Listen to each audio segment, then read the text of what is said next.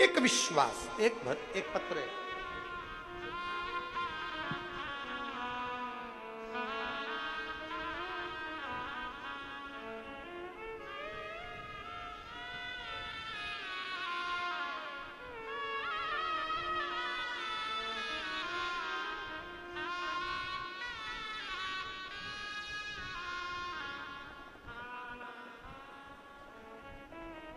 मेरा नाम पूजा गजानन गिरी है।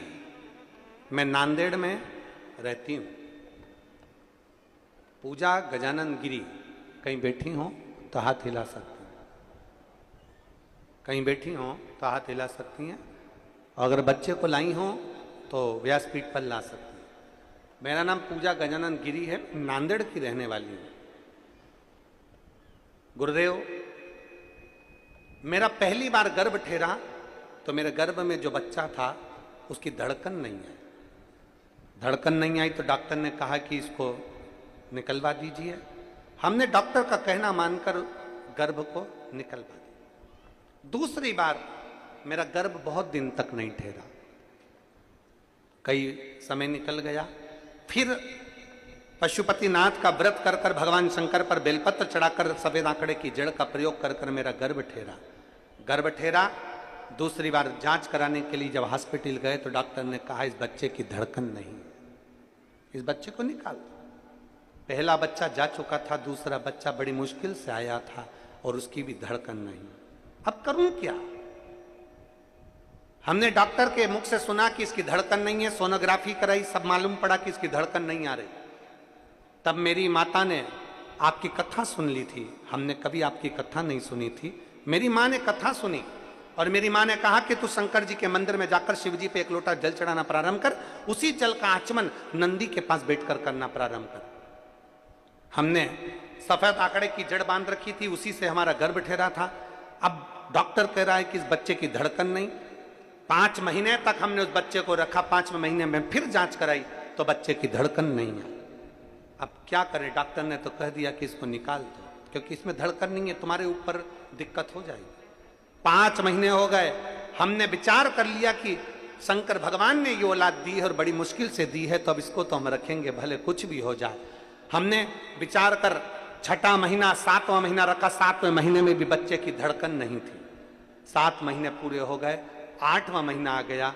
9वें महीने में तकलीफ होने लगी और 27/6/2024 को हमने बच्चे को जन्म दिया। और बच्चा जब जन्म लिया तो उसकी धड़कन भी थी और बच्चा पूर्ण तरह से स्वस्थ था। क्या शिव भक्ति का यह फल है? क्या शिव भक्ति का यह फल है? और मैं बाबा को धन्यवाद देने के लिए आई हूं कि सारी रिपोर्टों में बच्चे की धड़कन नहीं थी और आखिरी में मेरे बाबा ने मुझे पूर्ण तरह से स्वस्थ बच्चा दिया, मेरे घर में संतान दी। मैं बाबा को धन्यवाद देने के लिए आई हूँ। एक लाइन अच्छी लिखी है, आप और हम अगर वो बैठी हो अपने बच्चे को लेकर तो जरूर आए। सुन भक्तों की पुकार, होके नंदी पे सवार, काशी नगरी से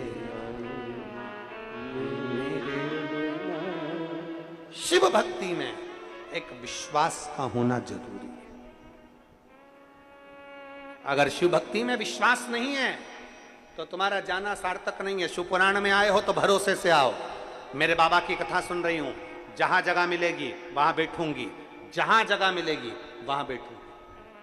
पंडाल में जगह नहीं मिलेगी तो अपने घर से छाता लेकर जाऊंगी, बिछाने का आसन लेकर जाऊंगी, पानी की बोतल लेकर जाऊंगी। कितनी पानी की बोतल? कितनी? 2। एक अपने लिए, एक अपनी अड़ोसन पड़ोसन या पीछे वाली धड़ोसन के लिए, उसके 2 बोतल ले। जहां जगह मिल जाएगी। छाता लगाया, अपना टेंट, खुद का टेंट, खुद का छाता लगाकर बैठ गए, कथा सुनी, भजन किया, बाबा का गुणगान किया, प्रेम से सुनकर अपने घर जाऊंगी। मेरा बाबा है। 7 दिन अगर मैंने शिव महापुराण की कथा पंडाल में सुन ली तो यह मेरा विश्वास कहता है कि मेरा बाबा झोली जरूर भरेगा। निश्चित विश्वास,